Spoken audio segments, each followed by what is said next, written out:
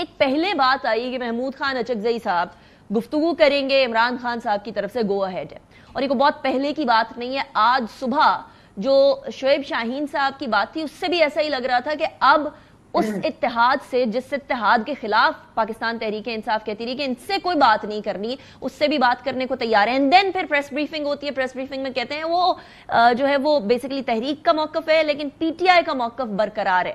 عامر ڈوگر صاحب، یہ جو ہے پہلے سے یہ ڈیسائیڈڈ تھا کہ پی ٹی آئی کا موقف الگ ہے اور وہ جو تحریک تحفظ آئین پاکستان ہے اس کا موقف الگ ہوگا؟ بسم اللہ الرحمن الرحیم. دیکھیں، بات صرف بڑی سمپل سی ہے جس کو الجھایا جا رہا ہے، اور میں نہیں سمجھتا کہ کیوں اس طرح سے الجھ رہی ہے بات کہ محمود خان اچکزئی صاحب جو اتحاد ہم نے بنایا جس میں پی ٹی آئی بھی اس کا حصہ ہے. محمود خان اچکزئی صاحب کیونکہ ایک سینئر پاکستان کے سیاسی رہنما ہیں اور تجربہ کار سیاستدان ہیں، اور پارلیمنٹ میں بھی اور پارلیمنٹ سے باہر بھی ان کا ایک ماضی میں مختلف الائنسوں کے حوالے سے ایک اہم کلیدی کردار رہا ہے. ان کی طرف سے یہ بات ایک پیشکش آئی تھی کہ اگر بانی چیئرمین مجھے اجازت دیں تو میں اس میں ایک کردار ادا کرنے کے لیے تیار ہوں.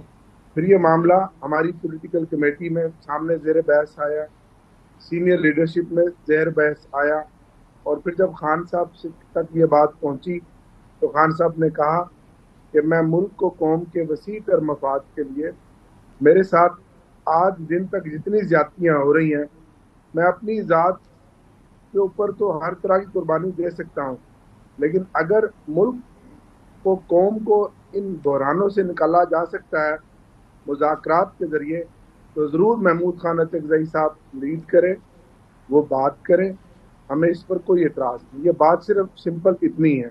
لیکن ابھی آپ نے عرفان صدیقی صاحب کا مجھے ابھی موقف سنوایا تو اس سے یہ ثابت ہوا جو کئی دنوں سے میں مختلف پلیٹ فارمز پہ کہہ رہا تھا، اور مختلف ہماری باقی لیڈر بھی کہہ رہے تھے کہ یہ حکومت جو ہے یہ صرف نفاذی ڈاکٹر کی حد صاحب، تک مذاکرات کی بات سینیٹر کر رہی عرفان ہے. صدیقی صاحب والی سٹیٹمنٹ پہ جاؤں گی. میں بیسیکلی پی ٹی آئی کا موقف پہلے جاننا چاہ رہی ہوں، then I'll go to Barrister Daniyal to clarify that. لیکن بس مجھے یہ بتا دیجئے گا کہ اس اتحاد کا مین جو کمپوننٹ ہے وہ تو پی ٹی آئی ہے. ایک بڑی جماعت تو پی ٹی آئی ہے، باقی ساری تو چھوٹی جماعتیں ہیں. تو ایک بڑی جماعت اگر کہہ رہی ہے کہ کریں گفتگو، اتحاد کرے، تحریک کرے، ہم اس سے باہر ہیں، ہماری یہ شرائط ہیں، تو پھر بیسیکلی جو مذاکرات ہیں وہ تو ٹوتھ لیس ہو گئے نا، وہ تو نل اینڈ وائڈ ہو گئے ایک طرح سے، پہلے ہی شروع ہونے سے پہلے ہی. دیکھیں، آپ کا ایک اپنا نقطہ نظر ہے، آپ کی بات میں وزن بھی ہے، لیکن میں یہ سمجھتا ہوں کہ ابھی جس کو کہتے ہیں آپس کے اندر ایک اعتماد سازی کے اس عمل میں اور رشتے میں بہت ٹائم لگے گا، کیونکہ بہت بڑی خلیج ہے حکومت میں اور اپوزیشن میں اور اپوزیشن کی پارٹیوں میں. لیکن میں یہ سمجھتا ہوں کہ اس کا اگر آغاز مخلصانہ طریقے سے ہو دونوں طرف سے تو کوئی بڑی وجہ نہیں. جس طرح بڑے بڑے دنیا کے ملکوں کے فیصلے ٹیبل پر ہوئے ہیں تو یہ معاملہ بھی ٹیبل پر حل ہو سکتا ہے. پہلے اس کے لیے کیو آرز بنائے جائیں. پاسبلٹی ہے مذاکرات کی عامر ڈوگر صاحب؟ پاسبلٹی ابھی بھی ہے؟ بالکل ہے. کیوں؟ P M L N, Peoples Party اور ایم کیو ایم سے بالکل ہے.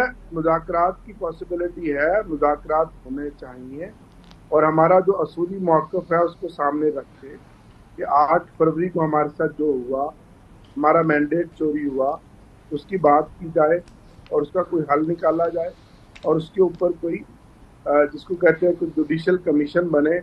اس کے بعد ہمارے آج دن تک جو بے گناہ سینکڑوں کارکن جو جیلوں میں ہیں، قید و بند کی صورتیں برداشت کر رہے ہیں، ہمیں پنجاب میں احتجاج کا حق نہیں دیا جا رہا. آپ کا اپنے جو ٹی او آرز ہیں وہ وہی ہیں عامر ڈوگر صاحب، ٹی او آرز وہی ہیں، وہ مانیں گے تو بات ہوگی.